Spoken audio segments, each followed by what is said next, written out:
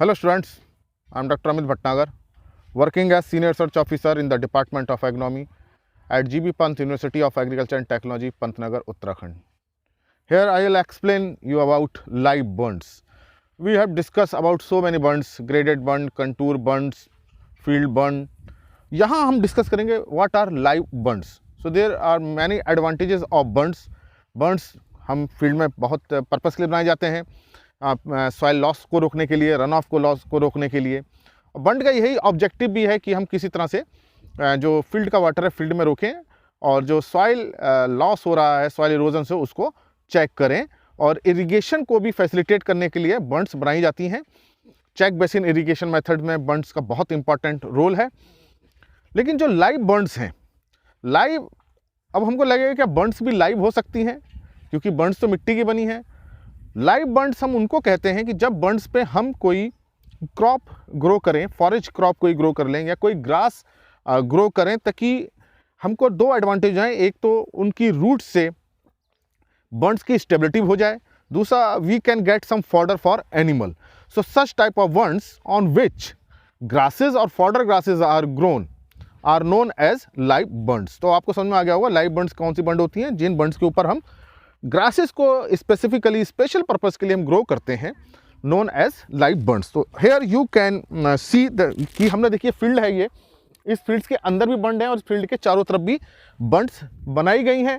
और इस चारों तरफ जो बंड्स बनाई गई हैं, main objective is to conserve the moisture, run off को रोकना है, उसको चेक करना है। और इन बंड्स पे देखिए ये नेपियर ग्रास ग्रो की गई है।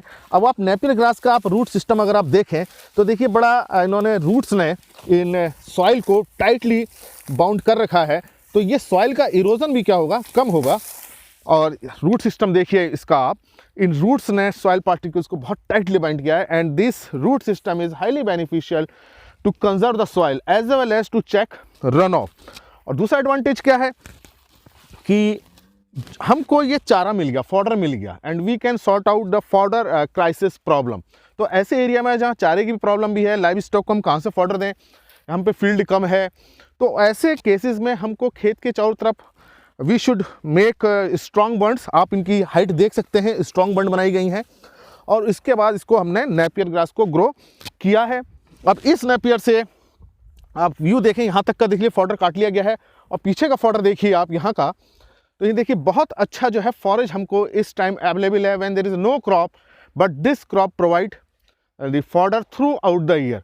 सो this system is highly beneficial and this type of bunds are known as live bunds. तो we should adopt such type of practice particularly in dry land agriculture, rainfall areas where moisture is a major constant.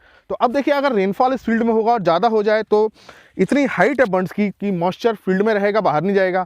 दूसरा जो wind से या water से जो soil erosion होता है वो भी चेक हो जाएगा, और हमको जो है ये फॉडर थ्रू आउट ईयर मिलता है। दिस प्रैक्टिस बहुत अच्छी प्रैक्टिस है ये, और इसको अडॉप्ट करना चाहिए।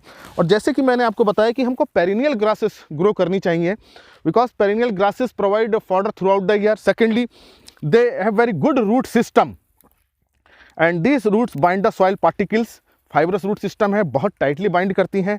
और ये ऑर्गेनिक मैटर भी देखिए इसमें ये एडिशन हो रहा है, हालांकि ये ऑर्गेनिक मैटर फील्ड में नहीं आएगा, लेकिन जब इस क्रॉप को हम हार्वेस्ट कर लेंगे, जब इसकी लाइफ साइकिल पूरी हो जाएगी 3 to 4 ईयर्स, जब हम इसका फिर से रीजनरेशन करेंगे, तो इस सॉइल्स में चूंकि ऑर्गेनिक मैटर रिच हो गई हैं, इसको सॉइल्स को हम फील्ड में मिक्स कर देंगे, तो ये जो ऑर्गेनिक मैटर यहाँ का जो था वो कहाँ जाएगा, फील्ड में आ जाएगा, और दूसरी सॉइल से फिर से इसको हम बंड बना लेंगे। तो एक तरह से यहाँ से सॉइल फर्टिलिटी इनरिच हो रही है। माइक्रोबियल पॉपुलेशन बहुत ज़्यादा है, तो इस जहाँ सॉइल में माइक्रो पॉपुलेशन ज़्यादा होती है, वहाँ की सॉइल को अगर हम फील्ड में ले जाएं, अपने जहाँ हम कल्टीवेट कर रहे हैं, तो वो पॉपुलेशन कहाँ चली जाएगी, हमारे फील्ड में चली जाएगी, तो डेफिनेटली वहाँ पॉपुलेशन बढ़ेगी। मान लीजिए यहाँ बहुत माइक्रोब्स ग्रो कर रहे हैं, क्योंकि यहाँ राइजोस्फीयर है, ऑर्गेनिक मैटर एडिशन ज़्यादा है, और यहाँ ऑर्गेनिक मैटर कम है, माइक्रो पॉपुलेशन कम है, तो यहाँ की अगर सॉइल को हम उठा करके यहाँ डाल दें हम, तो यहाँ माइक्रोबियल पॉपुलेशन बढ़ेगी।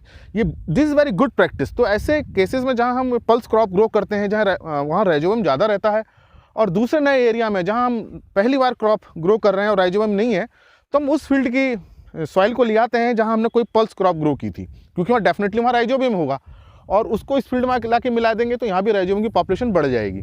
तो ये लाइव बंड्स के बहुत एडवांटेज हैं। तो ये मैंने आपको दिखाया कि लाइव बंड्स क्या बंड्स होती हैं, कि जिनमें हम फॉडर क्रॉप्स को स्पेसिफिकली ग्रो कर रहे हैं फॉर फॉडर पर्पस। और ये बंड्स बहुत स्ट्रांग रहती हैं, सॉइल मॉइस्चर को कंजर्व करेंगी, रन ऑफ को कंजर्व करेंगी, इससे हमारा न्यूट्रिएंट्स मेंटेन रहेगा, फील्ड में रहेगा। दूसरी बंड्स देखिए, ये बंड्स हमने फील्ड के अंदर बनाई हैं। अब यहाँ देखिए कि इसको हमने क्लीन कर दिया है, तो देखिए कि एक सॉइल इरोजन का प्रॉब्लम ज़्यादा होगा, यहाँ पे सॉइल स्प्लैश इरोजन होगा, फिर शीट इरोजन होगा, और ये बर्न्स की स्टेबिलिटी क्या हो जाएगी, कम हो जाएगी। तो देखिए जैसे ये बर्न्स एक बार टूट गई हैं, तो आफ्टर रेनफॉल ये दिस ब्रेकिंग स्टार्ट रैपिडली और ये डिस्ट्रॉय हो जाएगी। तो इस तरह की बर्न्स हमको नहीं रखनी है फील्ड में कि हम इसको बहुत साफ रखें, उसको नहीं करना है। बर्न्स पे अगर ग्रासेस ग्रो हो रही हैं दैट इज़ गुड, और हमको फील्ड में एक अकॉर्डिंग टू स्लोप बर्न्स बनानी चाहिए ताकि हम उसको अच्छी तरह से इरिगेशन अगर कर फैसिलिटी है तो इरिगेट कर सकें, और अगर हमारा डिपेंडेंस है रेनफॉल पे तो सॉइल मॉइस्चर को हम उसी फील्ड में कंजर्व कर सकें। अब देखिए अनदर टाइप ऑफ बंड देखिए इसी फील्ड में, यहाँ देखिए grasses are present on this bund, grasses are not removed, and mainly यहाँ देखिए साइनोडोन है। तो इसकी स्टेबिलिटी आप देख सकते हैं, इसकी स्टेबिलिटी बहुत अच्छी है। If there is a rainfall, then rainfall drop kinetic energy will not disturb this type of burns and this burns remain strong for a longer period। तो ये मैंने आपको बताया कि ये burns पे ग्रासेस को रखना जरूरी है, उससे स्टेबिलिटी मेंटेन रहती है। अब देखिए दो तरह की बंड्स बनाई गई हैं, एक इस डायरेक्शन में बंड है और एक इस डायरेक्शन में बंड है। जो अलोंग द स्लोप होती हैं that are known as graded bund, और जो अक्रॉस द स्लोप होती हैं दैट आर कंटूर बंड्स। तो ग्रेडेड बंड जो हम बनाते हैं वो क्यों बनाते हैं कि हमको वाटर, अगर हमने वहाँ से इरिगेशन आ रहा है, रेनफॉल आ रहा है, तो एक सेफ वेलोसिटी के साथ है, पूरा का पूरा वाटर जो है, पानी, रेनफॉल पूरे एक साइड पे एक्यूमुलेट ना हो। या जैसे मान लीजिए स्लोप इधर को जा रहा है तो पूरा का पूरा पानी इधर को एक्यूमुलेट हो जाएगा, तो उसको एक्यूमुलेशन को रोकने के लिए हम ग्रेडेड बंड देते हैं, और इस बंड्स के सहारे जो है पानी चलता है और एक्यूमुलेशन नहीं होता है।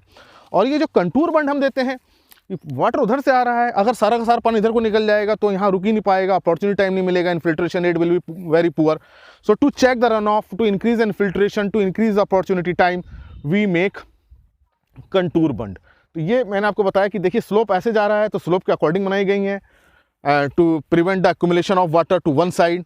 फिर हमने कंटूर बंड बनाई हैं to retain the moisture in the field, live burns to check the soil conservation of overall field.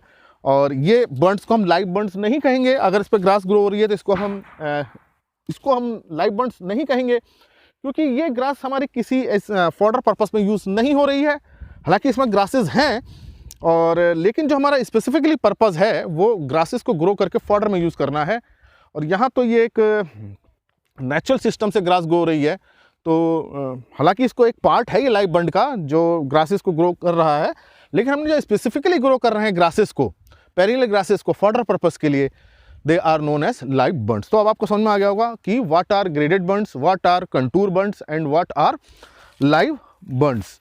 तो ये आप देखिए कि बंड्स पे वेजिटेशन का होना कितना ज़रूरी है। यहाँ वेजिटेशन रिमूव किया है, सॉइल एक्सपोज है, जैसे ही हवा चलेगी ये मिट्टी उड़ जाएगी या रेन ड्रॉप इस पर आएगी तो ये मूव कर जाएगी, या हम इरिगेशन करेंगे तो पानी इस पर जब टकराएगा तो ये सॉइल भी वाटर के साथ मूव कर जाएगी, there is more run of.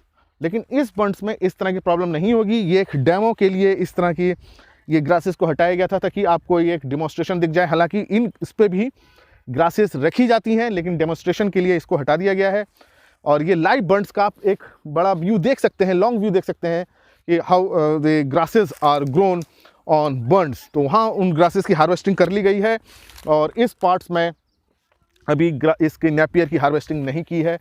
तो हमको बंड्स, अगर लाइव बंड्स यूज़ करनी है तो हमको एडिबल ग्रास ग्रो करनी चाहिए, पेरिनियल ग्रास ग्रो करनी चाहिए, and Napier is very good grass. तो आप देख सकते हैं नेपियर की ग्रोथ कितनी अच्छी हो रही है। तो आप समझ गए होंगे कि फील्ड में what are the advantages of bunds and how many type of bunds are there.